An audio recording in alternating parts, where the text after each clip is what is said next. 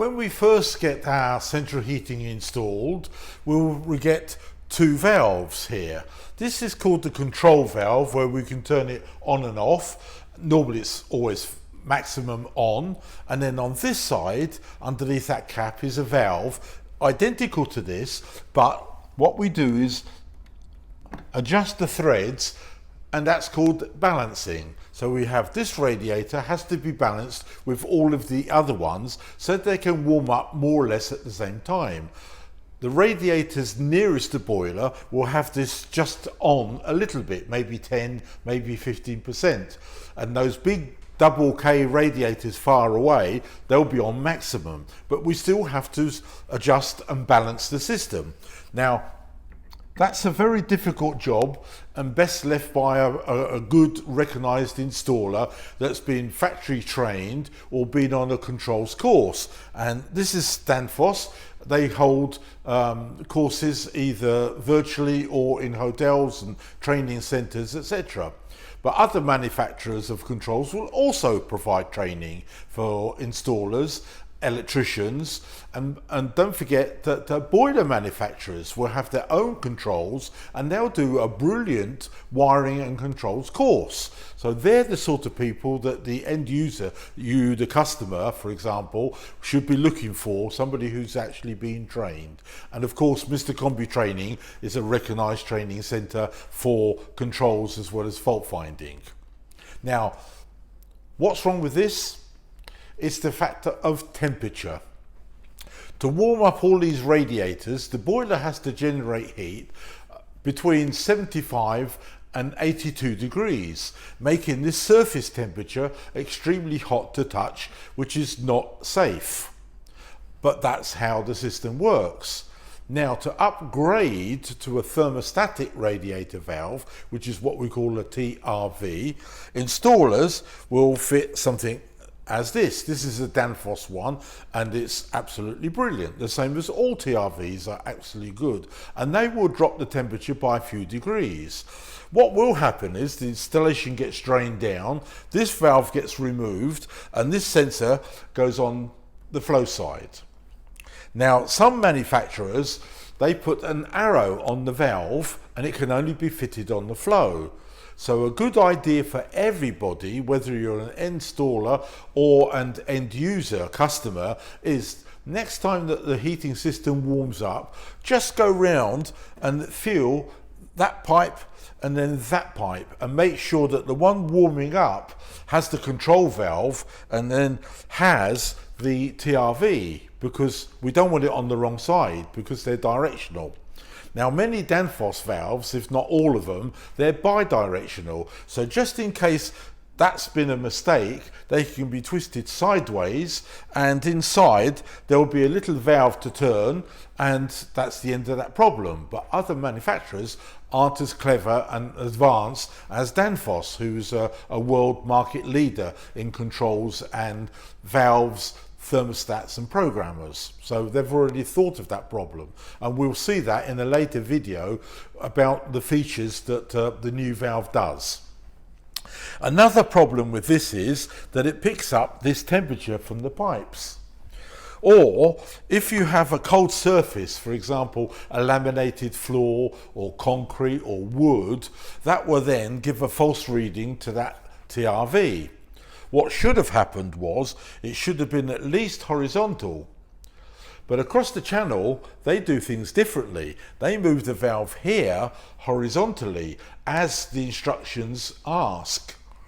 So in some of the next videos that I'll show you will be the features and some hints and tips how to save even more money and up to 30%. This is the last thing that we need to do to make things easier and cheaper to run, which is what we're always looking for. After 45 years being a registered gas installer, yes, it's been a long time. I've seen thousands and thousands of rooms, radiators. I've repaired them as a breakdown engineer, and I've installed thousands of them in that time. But sometimes when I walk into somebody's house and I look at the room, the lounge for example, and I'm looking at the size of that radiator and I'm thinking, no, they're never going to reach that temperature. And what will happen is that if the radiator is too small for the room, the customer, the end user, has to turn the thermostat up higher, 20, 22, 23, 24. But that makes this surface temperature extremely high, and that costs money. It would have been better to oversize the radiator, and that would make a lower temperature, and that saves money. Now, with our son Leon, who makes all our fantastic apps, we've made this one here. Have a look. And it's called Heat Loss Calculator.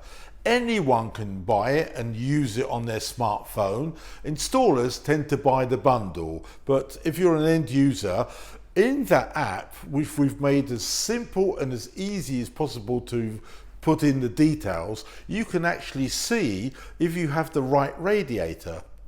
If it's too small, then call in a registered engineer and installer and ask them to maybe move that radiator to another room, which also might be underheated. And so we're playing a little game of chess, but the important thing is we can now calculate exactly which radiator should be in which size room. One tip I'd like to give you is the fact that it's better to oversize a radiator and put a thermostatic radiator valve on it, and it's fitted not down here but up here on the top, as we saw in the other video. But the thing is, larger radiators are oversized, which means that the temperature of the heating in that radiator goes down. And if we do that throughout the house, we save money and we have a better comfort level. With these condensing boilers, they have one requirement, and that's called the dew point, which is 50-55 degrees on the return. So if these temperatures are high, that return temperature is very soon reached and the boiler stops condensing, and that's the cheat mode. If we have a lower temperature coming back to the boiler, it's going to condense for a much longer period, and that's our saving. So we'll look at some other hints and tips in other videos. If you're an installer or an end user, next time the heating goes on, just walk around all of the radiators and double check that the valve with the crown on it, the control valve, actually does get warm first and that one warm second, because many thermostatic radiator valve manufacturers have them directional. Now, Danfoss make them bi-directional, so they go on the flow or on the return simply by twisting the top. And here's a close-up of the arrow going in and going out. So that's a reason why we like Danfoss. There's people there with brains, and it makes our installing life much easier. But as I said, everybody should check that the valve, either the control valve or where you've got a TRV, does actually warm up on that flow side and not on the return. So as every installer, I've taken out the old-fashioned control valve, and then using the same connections, because they're always half-inch BSP nowadays, I've put a thermostatic valve in there. But there's a problem, because the heat from these pipes can make the sensor have an error, and it could be too hot or too cold as they go. Also, if you have a cold floor, a laminate floor or wooden floor, that coldness hits the radiator and the valve opens up and it's on full all the time. And you may notice fitting these has not made any difference to the radiator temperature, which should have automatically dropped, and we can select it now by turning the dial 1, 2, 3, 4, whatever the numbers that they give you. And normally 3 is about 18-20 degrees. So we can set it down to 16, which is bedroom temperature. So we want moisture, but not too much heat. Otherwise we'll get a blocked nose and a sore throat. So we don't want too much heat, but we need obviously some moisture in the air, as I said. But this is the problem. This is the incorrect way of doing it. So what we really should have done is moved it sideways, but even that has that problem because it quite often is heated by the pipes underneath. Where it should go and where they do it across the channel is they put it on the top. So we'll go and have a look at the next video and you can see the difference.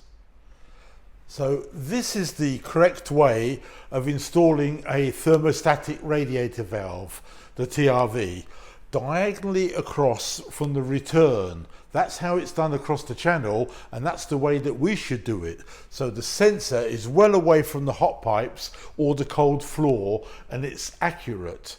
And as the temperature comes down the wall or the window, the sensor will pick it up sooner and start affecting the radiators and closing it down. Now, this eco valve has a really good feature, which is called open window.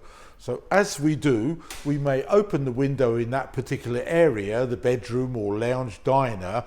Normal valves, especially if they're down here, this radiator will simply chuck the heat out through the window because that's how it's made. But this eco valve has a system where if it senses a draft, it will shut the radiator down for half an hour and then it will recheck if necessary. So it's a really good way of minimizing heat loss through an open window.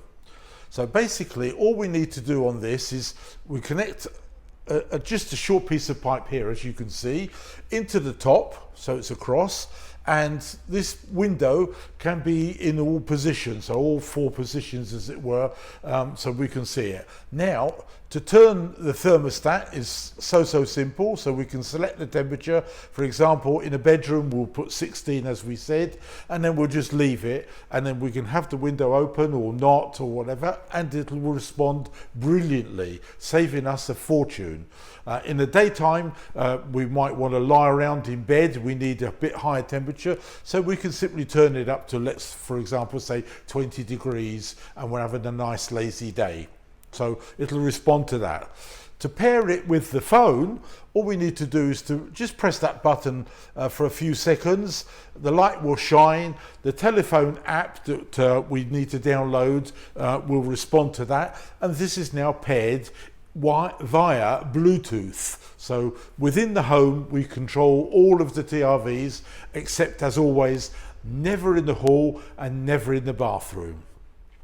There are two models available. Firstly, if we're going from a TRV to a TRV, so this is the model we need. It's the 1004. The prefix is always the same.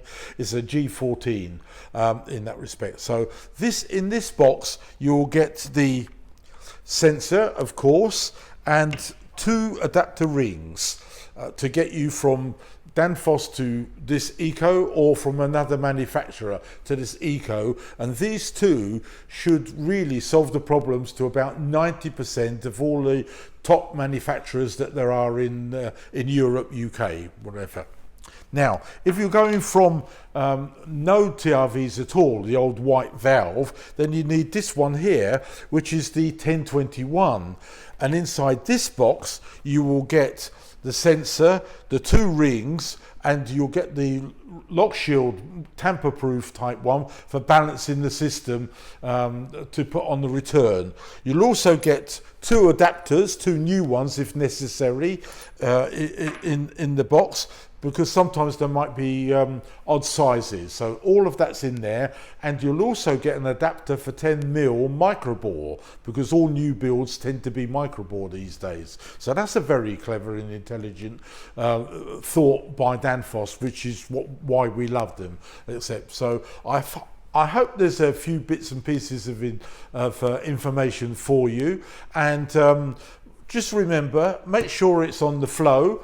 That's the best way. But if it isn't, then as you can see on the cutaway here, there's an arrow, and you can simply remove the sensor, twist the arrow to face the other way, which is the return, and then put the sensor back in. So Danfoss has thought of everything to make it easy to install, low cost, And more importantly, you don't lose your comfort, your temperatures. So you can switch rads on and off at will within the home and start saving money, which is what we all need to do. TRVs have a natural problem that throughout the summer they've turned off, and people turn them off deliberately. But come the autumn time, when we demand heating, the valves suddenly won't work, and I get a phone call saying this radiator's not working, that one's not working, or even the whole one. And that's because either the diverter valve is now seized up in the hot water mode because it's been there for 5 months or more, and you know, we need to solve the problem. And it's because the pin gets stuck down, and that tells me there's plenty of sludge in the system and the valve needs replacing. What a lot of bad installers will do is they'll get a spanner or a hammer and start whacking the valve to try and free it. Obviously, we don't do that. We would drain the system, flush it out, and put a new one on. Where the eco valve comes into play is it has a program for summertime where the piston and the motor will push the valve in and out at set times to make sure that we don't get that stuck TRV mode, as it were. And that's a brilliant feature for this eco valve. It has child lock, which can be quite useful, so you can't sort of twist this and make a mess of the system. And also you've got holiday mode built in. One of the really good benefits of having time and temperature control on the app is the fact that you can maybe select a particular room or rooms to be on low temperature, for example 10 or 12 degrees for most of the time, and then at certain periods boost it up to 18, 20, 22 degrees, and that would recur every single day, and because it's a learning one as well. But it means that we don't have to keep chucking heat on top of heat.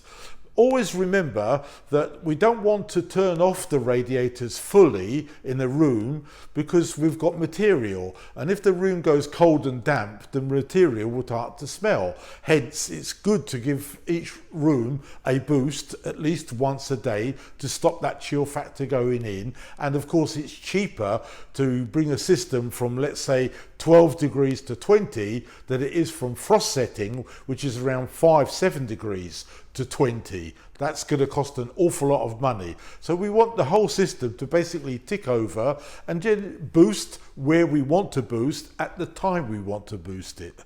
And that is the way forward, and this valve today achieves that situation.